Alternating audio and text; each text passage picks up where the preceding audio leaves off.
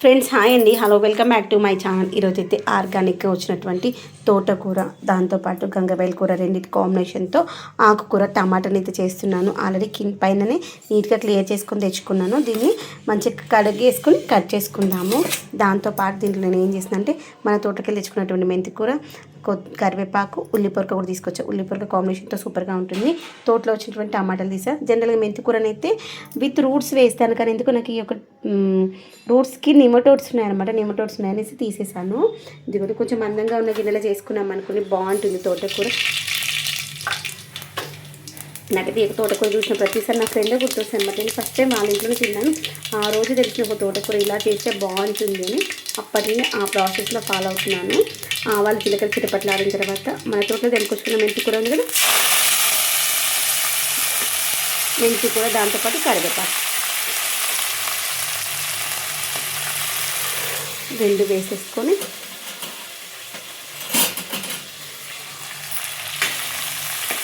కొంచెం చిటపట్లు ఆనిద్దాము. అది మంచిగా వేగాలి. ఆ లోపల తోటకూర కొంచెం కొంచెంగా తీస్తూ ఒకసారి వాటర్తో కడుగుతూ కట్ చేసుకుందాము. కట్ చేసిన తర్వాత కడిగే కంటే కట్ చేసే ముందే ఇలా ఆకును ఒక్కొక్కటిగా తీసుకుంటూ మనం కడిగేసుకుందాము. అలా చేస్తే దాంట్లో ఉన్నటువంటి పోషక విలువలు అయితే పోవన్నమాట. అందుకోసమని ఇలా చేస్తున్నాను.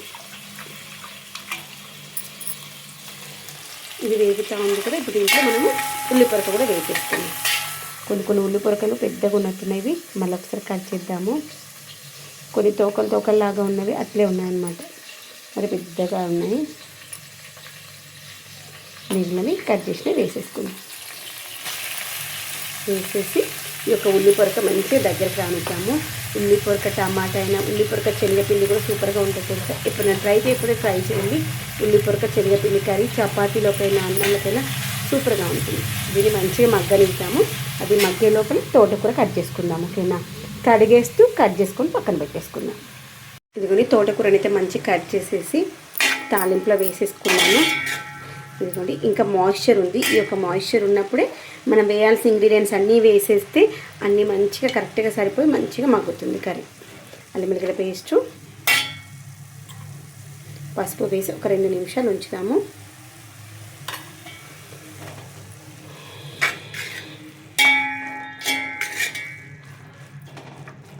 ఒక 2 నిమిషాలు ఈ పచ్చి వాసన పోతే కర్రీకి టేస్ట్ బాగుంటుంది.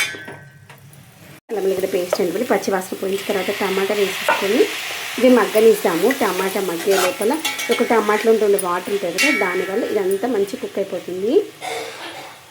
అది ఉడికే లోపల పచ్చిమిర్చి అయితే వేస్తున్నాను. జనరల్గా కారం ఇస్తాను, కారం కాకుండా పచ్చిమిర్చి వేద్దాం అనుకుంటున్నాను. టమాటా మంచిగా ఉడుకుతూ ఉంది. ఉడికే టైంలో మనము పచ్చిమిర్చిని అయితే ఇలా చీలికల్లా చేసుకున్నాను. అంతకు సన్న కట్ చేసేదాన్ని, కానీ అలా కట్ చేసే మక్కిలు తినేటప్పుడు అక్కడక్కడ పచ్చిమిర్చి వస్తే ఏరడానికి కష్టమవుతుందమ్మా అన్నాడు. అంత సన్నగా కట్ చేసిన ఎందుకమ్మా అన్నాడు పప్పులలో కూడా. అందుకే ఇంకా తీసారైనా మరి అంత సన్నగా వద్దులే, ఇలా కట్ చేసి వేస్తామనేసి ఇంక ఇలానైతే వేసాను అనమాట. దీన్ని మంచిగా దగ్గర పడేంతవరకు మగ్గనిజం. దీంట్లో కావాల్సిందే వేరే మర్చిపోయాను. అన్నీ వేసి చూడు, నన్ను వేసి చూడు అన్నదంటే ఏంటో చెప్పుకొని చూద్దాం. ఉప్పు ఎన్ని వేసినా కానీ వృధానే కదా ఉప్పు లేకపోతే. ఉప్పు వేసుకుందాము. ఆకుకూరలలో కొంచెం ఉప్పు చూసుకొని వేసుకోవాలి. తర్వాత దీంట్లోకి కొంచెం పెసరపప్పు నానబెట్టేసి వేస్తే బాగుంది అనిపించింది. కడిగేసాను. మంచి పొడి పప్పులాగా ఉంటే సూపర్గా ఉంటుంది. నాకు అట్లా ఇష్టం. పెసరపప్పు ఆకుకూరలో వేసినప్పుడు ఆ పప్పు పొడి పప్పులాగా ఉండాలి. మా ఆయన అలా తినడు. మా ఆయనకి పల్చగా ఉంటే ఇష్టం అనమాట ఈ యొక్క పెసరపప్పుతో చేసేటువంటి ఏ రెసిపీ అయినా. అందుకని అఖిల్కి నా కోసం అన్నమాట. మా అత్తయ్యకేమో తోటకూర ఫ్రై, నాకు ఫ్రైలా కాకుండా కొంచెం ఇలా ఉంటే కొంచెం ఎక్కువ క్వాంటిటీలో ఈజీగా తినవచ్చు కదా అనేసి అన్నంలో మంచిగా కలుపుకొని తింటే బాగుంటుంది. తీసేసి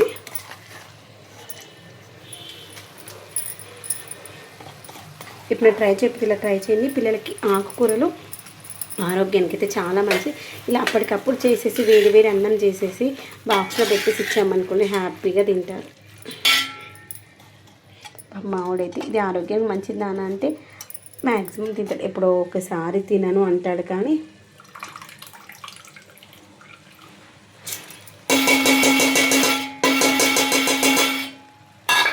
మంచిగా మూత పెట్టేసుకొని మగ్గనిస్తాం. కొంచెం దగ్గర పడిన తర్వాత ఒకవేళ ఉప్పు కారాలు ఏమైనా తక్కువగా ఉంటే రిమైనింగ్ వేసేసుకుందాం. అయ్యో పప్పు అంతా కింద పడిపోయింది.